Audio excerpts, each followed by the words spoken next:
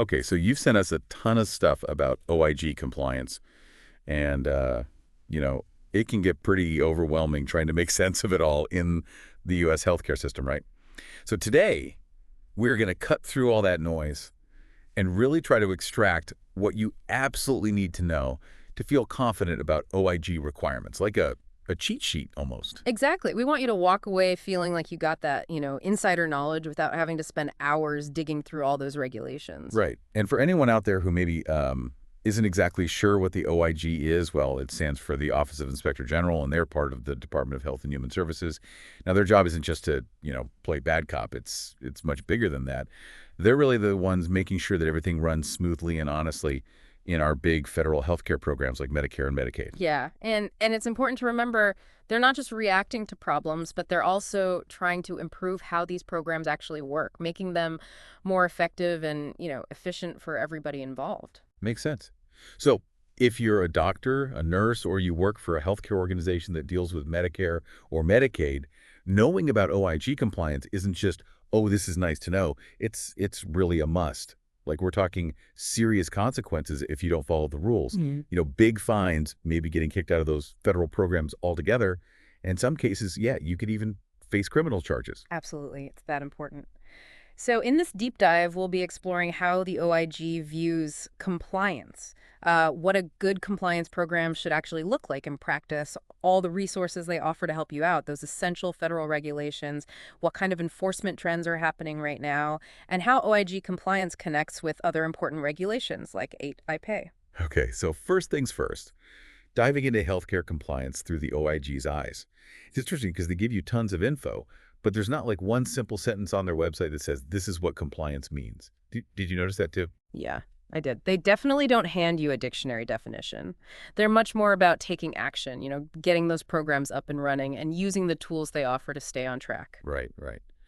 But looking at everything they put out there, it seems like they see compliance as basically taking responsibility. Like your organization, making sure all your internal policies and procedures line up perfectly with all those laws and regulations, especially the federal ones that deal with healthcare. And what I find really helpful is that they've created different compliance resources for different types of providers, like hospitals or private practices, recognizing that each area has its own unique set of challenges and regulations. Right, because trying to figure out those regulations can feel like, walking through a maze sometimes. Yeah. And one thing that kept popping up as a key resource was the General Compliance Program guidance. Sounds pretty official. Is this like the main guidebook for understanding healthcare compliance from the OIG's point of view? It totally is. It lays out those basic principles and expectations that the OIG wants to see in place no matter what kind of healthcare provider you are. And when you boil it all down, their main goal with all this compliance stuff is to prevent things like fraud, waste, and abuse in those federal healthcare programs. They want to make sure that the money taxpayers put in is being used wisely to provide good quality patient care. Makes total sense, yeah. Yeah. Being responsible with those public funds. But it's not just about the money, right? It's also about building an ethical culture, making sure everyone in a healthcare organization understands and follows the law. Right on. OIG compliance is about instilling that sense of integrity and responsibility across the entire organization. It's about creating an environment where doing the right thing is just automatic. It's the norm. So we've got a good grasp on what compliance means to the OIG. Now, how do we actually build it? Your material pointed out these 7 fundamental elements that the OIG says are crucial for a solid compliance program. Sounds like this is our blueprint. It really is. It's like their recipe for success. The OIG lays out these 7 elements in detail in their GCPG. Let's break them down, starting with number 1. Putting everything in writing. Policies, procedures, and standards of conduct. So this is where you show, not just say you're committed to compliance, having those clear written guidelines that demonstrate you're following federal and state rules. And it's not just a few general statements, right? It covers every aspect of your operations, from how you handle patient information to making sure your billing practices are ethical and above board. Absolutely. It sets the tone for the entire organization, starting from the top. Then element number 2 focuses on the people in charge. You need a compliance officer and a compliance committee. Okay, so you've got this point person, the compliance officer, who reports directly to the top bosses and has the power and resources to oversee the whole compliance program, and then a committee with people from different parts of the organization to back them up, deal with any breaches, and take action when needed. It sounds like teamwork is key here. It definitely is. You've got to make sure compliance isn't just one person's job, but that it's embedded into every level of the organization. Which leads us to element 3, training and education. And this isn't just a one-time thing, right? It's about consistently educating everyone in the organization about the compliance program itself, what all those laws and regulations actually say, and what their own specific role is in making sure everything stays compliant. It's like giving everyone the tools and knowledge to spot potential problems and know what to do if they see something that's off. Exactly. Ongoing and up-to-date training is one of the most effective ways to prevent problems before they even happen. And the fourth element is all about communication. Open lines of communication are essential. So creating a space where employees feel safe asking questions, getting clarification on anything they're unsure about, and reporting any potential issues without worrying about, getting in trouble, it seems like trust and transparency are really important here. Absolutely. It's about creating an environment where people feel empowered to speak up if they see something that doesn't seem right, even if it's something small. The fifth element focuses on looking inward, monitoring and auditing. And this includes regular risk assessments. So it's not enough to just set up a compliance program and then, assume everything's going to be okay. Yeah. You have to keep checking to see how effective it actually is, find any weak spots, and constantly improve things. The OIG specifically recommends that hospitals and long-term care facilities include quality audits and reviews in this process. Right. It's all about continuous improvement and staying ahead of potential issues. Then element 6 looks at what happens if something goes wrong. You need to enforce standards through clear disciplinary guidelines that everyone knows about. Because just having rules isn't enough. You need to show people that there are real consequences if those rules are broken. It's about accountability. And the seventh and final element focuses on how you respond after a problem has been found, promptly responding to those offenses and taking corrective action. So you need a system in place to investigate what happened, fix the immediate problem, and put safeguards in place to prevent the same thing from happening again. And this includes any mandatory reporting you're required to do, like letting the authorities know if there's been a data breach, something like that. It's a constant cycle of learning and improving. Find the problem, fix it, and prevent it from happening again. Okay, so we've covered those core elements, which is great. Now, you provided all this information about the huge number of resources that the OIG provides. It sounds like their website is a gold mine for anyone trying to navigate this whole compliance world. It really is. They've created this central hub where you can find everything you need. One of the most valuable things they offer are the compliance program guidance documents. We've already talked about the general compliance program guidance, the GCPG. That's kind of like their foundation document for everyone. Right, and then you have those industry-specific compliance program guidance documents, the ICPGs. These are interesting because they acknowledge that different types of healthcare providers will have, different challenges when it comes to compliance. So these ICPGs give more targeted advice based on your specific situation. Exactly. They dive deep into the unique risks and considerations for different providers. Now, beyond those guidance documents, it's crucial for people to stay up to date with those special fraud alerts, bulletins, and other guidance that the OIG releases. So this is like the OIG's way of saying, hey, watch out for this new scam that's going around, or here are some trends we're seeing in our enforcement actions. It's all about keeping you informed and helping you avoid potential trouble. Yep. And they provide some really practical tips and insights. Then you have advisory opinions. This seems like a way for providers to get clarification from the OIG directly about certain business arrangements they're thinking of. Right. Like if you're not sure if a business deal might break those anti-kickback laws or other fraud and abuse rules, you can ask the OIG for their official opinion. It's almost like getting a preliminary legal checkup, before you move forward. Exactly. It can save you from a lot of legal headaches and financial risks down the road. They also offer compliance toolkits, which are really practical and easy to use. Yeah, things like templates and checklists to make it easier for organizations to actually implement their compliance programs. Anything that makes that process less of a headache is a huge help, Mhm. right? And then you have corporate integrity agreements, CIAs for short. These come into play if an organization has, already gotten in trouble for fraud and abuse and they've reached a settlement with the OIG. These CIAs lay out very specific compliance obligations that the organization has to follow as part of that settlement. It's like a strict roadmap back to good behavior. And for organizations that might have made an honest mistake or found a potential issue, there's a way to self-report. The self-disclosure information outlines how to voluntarily tell the OIG about a potential fraud situation. And doing that can sometimes lead to less severe consequences. It shows the OIG that you're taking responsibility and trying to do the right thing. And there's so much more on the OIG website. They've got open letters, podcasts, videos, brochures, even software to help analyze claims. They really offer a whole toolbox of resources. Yeah, it sounds like a one-stop shop. The bottom line is, checking the OIG website regularly and signing up for their updates should be part of your compliance routine. You've got to stay in the loop. Absolutely crucial. Now, let's talk about the regulations themselves. Your material mentioned the Federal Register and the Electronic Code of Federal Regulations, or eCFR for short. Now, the Federal Register is like the official daily newspaper of the U.S. government. This is where agencies like the OIG announce their new rules, proposed rules, and notices. Okay, so any major updates to OIG compliance guidance would have been announced there. They used to be, yeah. But now the OIG mainly uses their own website to share updated and new guidance. So while you might find old announcements in the Federal Register, the best place for the most current information is the OIG site. Got it. So the eCFR, on the other hand, that's where you find the actual official legally binding regulations.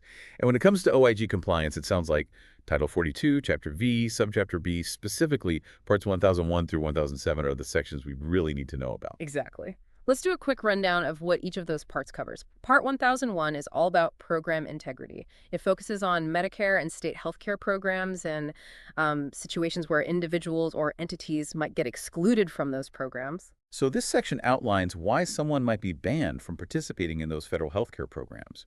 Things like being convicted of fraud, theft, abusing patients, or other types of financial misconduct. It also explains the standard 3-year exclusion period and what factors might make that period longer or shorter.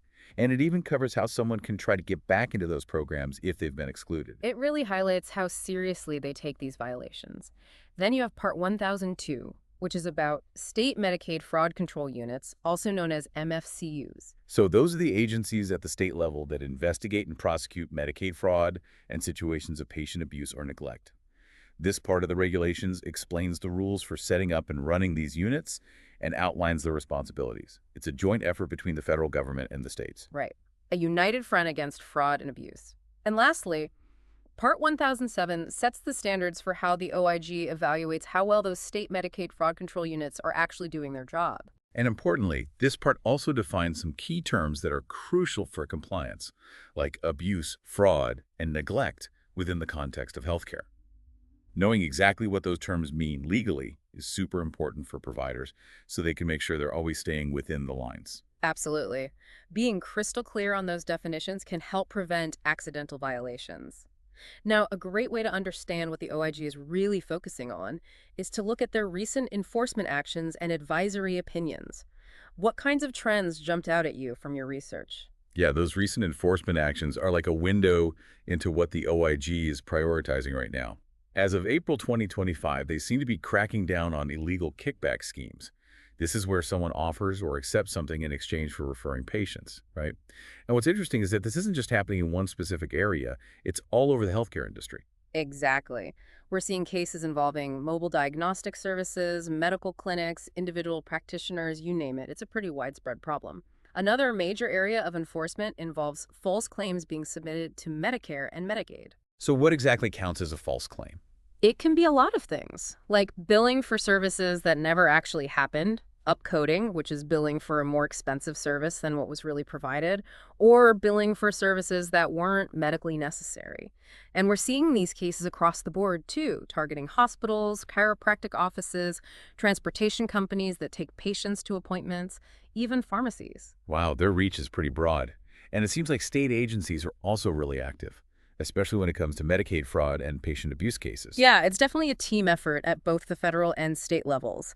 Now, the advisory opinions offer some valuable insights as well. They give us a glimpse into how the OIG interprets those fraud and abuse laws in real-world scenarios. What have they been focusing on lately? Well, towards the end of 2024 and into early 2025, they've addressed a pretty wide range of topics, like programs that provide free medication to patients who can't afford it, help with travel and lodging costs for patients who need specialized care far from home, programs that offer genetic testing and counseling, and even loyalty programs run by dental supply companies. What's interesting is that a lot of those recent opinions have actually been positive, as long as the programs have safeguards in place to prevent fraud and abuse. Right. It seems like the OIG is open to new and innovative ideas in healthcare as long as they're designed in a way that minimizes risk and has strong compliance measures built in. It's not necessarily a no to new things, but more like, how can we make this work while staying compliant? It's encouraging to know they're not completely shutting down creativity. Definitely. Now let's talk about how OIG compliance intersects with other important regulations in healthcare, like HIPAA. HIPAA. So, while the OIG's main concern is fraud, waste, and abuse, they obviously recognize that HIPAA is super important, especially when it comes to protecting patients' health information. Yeah, they definitely emphasize that HIPAA compliance and doing those regular cybersecurity risk assessments should be at the top of everyone's to-do list. And one of the best ways to handle this is to take an integrated approach to compliance. So instead of treating OIG compliance and HIPAA compliance as two completely separate things, you try to combine them into one program. I can see how that would make things a lot more efficient and less overwhelming. Absolutely. For example, when you're setting up policies to prevent fraudulent billing, which is a big concern for the OIG, you also need to factor in HIPAA's rules about protecting patient data during that same billing process. They go hand in hand. And it seems like the OIG even includes specific requirements related to HIPAA in those corporate integrity agreements sometimes. Just further proof that it's all connected. They do. And even the OIG's 7 elements of a good compliance program can be used as a framework to check and improve your HIPAA compliance efforts. Think about it.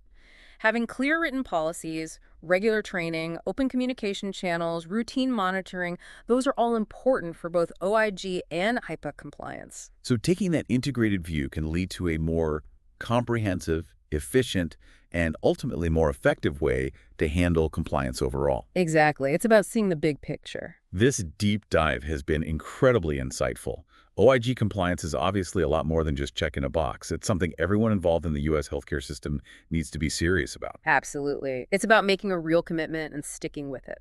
So just to recap some of those key takeaways, you need to thoroughly understand and follow all those laws and regulations. Then, you build your compliance program around the OIG's 7 essential elements. And remember, it's an ongoing process. You need to constantly monitor things and adapt as the regulations and enforcement trends change. Right, that's key. You need that complete program with clear policies, a dedicated compliance officer and committee, regular training for everyone, open lines of communication, routine checks and balances, consistent enforcement of your standards, and a plan for handling any problems that come up. And staying up to date is crucial. Use all those resources on the OIG website, the guidance documents, fraud alerts, advisory opinions, and know the key regulations in the eCFR, those parts 1001, 1002, and 1007 of Title 42.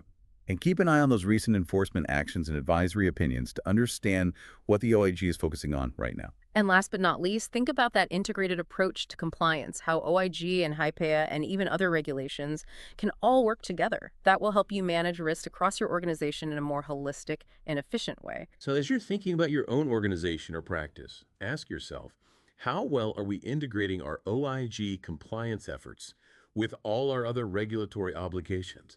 And what do those latest OIG advisory opinions mean for any new healthcare models or business arrangements we might be thinking about? The OIG website is really a treasure trove of information, so spending some time exploring it is definitely worth it. Thanks for joining us on this deep dive. We'll catch you next. Thank you, viewers, for watching.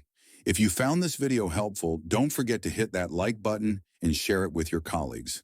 And if you haven't already, make sure to subscribe to the channel by clicking that subscribe button below so you never miss out on valuable insights. I'm Brian Edmonds, signing off. See you in the next one.